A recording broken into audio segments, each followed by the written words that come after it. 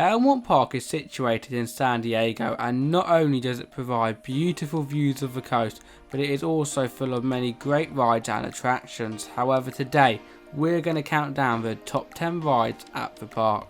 Coming in at number 10, we have got Overdrive bumper cars, and as you can probably guess, this is the bumper cars at the park.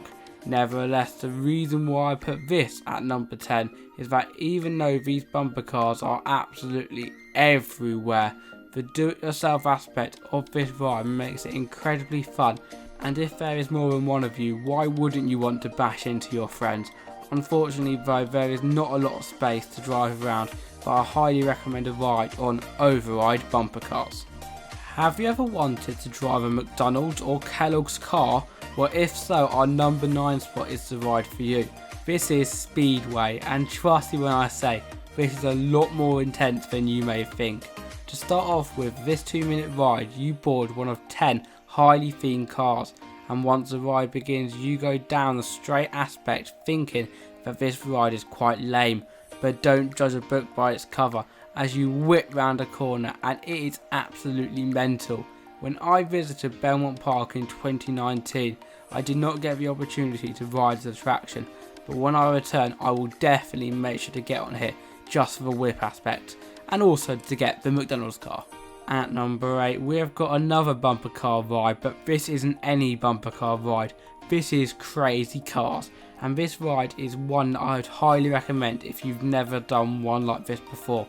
This is basically a motorized bumper car ride where you sit in an inner tube shaped car and bump into other passengers. What makes this ride so much fun though is that not only do you get to jam out with some awesome tunes in the day, but in the evening you also get a disco. So what are you waiting for? Let's get on to Krazy Kars. For our number 7 spot, we are going to be heading on to Mic Drop, your typical mini drop tower. Now, due to this ride being located at a lot of different places, I would highly recommend doing a more unique attractions at the park before heading on to this. But if you do choose to head on this ride, you will be in for a great time. There are 2 sides of this drop tower, both fitting 4 visitors, and once the ride starts you will rise, then drop, rise, then drop. You can work out the rest. In addition to this, the mic drop is themed towards, well, music, with the drop tower being a massive microphone, which personally I think is pretty cool. In at number 6, we have got Twirl and Whirl, an ice cream themed carnival ride. Yes, you heard me right, an ice cream themed ride. Now let me explain. Each one of these cars that you sit in is themed towards a different flavour of ice cream, and on the ride you spin in your ice cream. How cool is that? Personally, this theming doesn't just make me hungry, but it also makes me really want to head on this ride itself. In terms of the ride though, you spin around in a circle and go up and down, giving you a lot of airtime through this 2-minute cycle. Just warning you though, once riding this you will be very hungry. Top 5, Woot Woot, and for this spot it is going towards Zero Gravity. This attraction is one of the big thrill rides at the park, and with some amazing views. I don't know why you wouldn't ride it. The theming towards it is that you are blasting off into space, and during the cycle you explore new worlds while bouncing up and down over and over again. Personally, I think this ride looks great, but I wouldn't classify it as one of the big thrills at the park. Nevertheless, you do get some awesome views of the Big Dipper, and when I visit I would definitely make sure to bounce around on this ride. At number 4, we have got one of my most intense rides at the park, as when I visited here in 2019 I was speechless getting off Control Freak. Each ride can fit 4 people, and what many people don't realise before getting on it is that you control yourself and the other gondola. Now let me explain how it works. On each one of the gondolas there is buttons, and you can control the arm and the gondola rotation for everyone. Throughout the ride though, this does change so everyone gets the opportunity.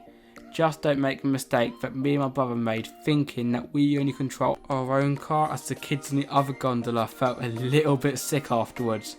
But no matter how scared I feel, I definitely recommend riding this ride, as I have never seen another ride like this. We have now entered the number 3 spot, and for this ride it is going to Octron. This ride is very similar to Control Freak in the terms that you do it yourself, but also in the terms of it being incredibly intense. On this attraction, instead of going up and down while doing loops, you go round in circles, which depending on who you are, you could prefer this or not. The best way to describe it is that it is like twirl and whirl, which goes over little bumps while going around in a circle. But instead of your car, you are on a gondola which can go upside down while doing all of this, obviously depending on how you pull the lever. In addition to this, the reason why I prefer this ride is that unlike Control Freak, it is a lot easier to go upside down, and you only control your own car, so you don't feel as, well, responsible. Have you ever wanted to spin while going on a giant swing? Well, if so, Beach Blaster is the ride for you. This is your typical gyro swing located at many parks, not just in America, but around the world. However, they are so much fun, and therefore I'm going to put this ride at number 2. The ride itself is quite explanatory, so I don't really need to explain a lot.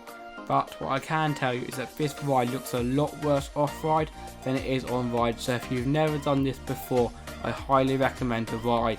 In addition to this, due to it having such a big input, queue lines are often very short, which is great.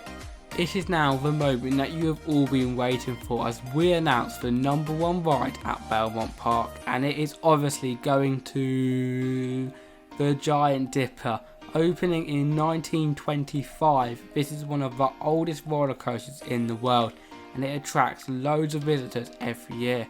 However, due to it being an old coaster, the layout is quite simple, but trust me when I say, it is also very thrilling, with speeds reaching up to 48 miles an hour, sharp twists, turns as well as drops. So if you want to get some great ocean views, I would highly recommend riding the Giant Dipper. Unfortunately though, that is it from our top 10 ride list over at Belmont Park. If you have enjoyed, please make sure to like, subscribe and comment down below, as well as checking out all our other videos on the channel. In addition to this, if you want to be a huge supporter of the channel, please make sure to follow our Patreon, link is in the bio. But that is it from me, Tom Derrick from Theme Park Coasting, and I will see you guys later. Goodbye.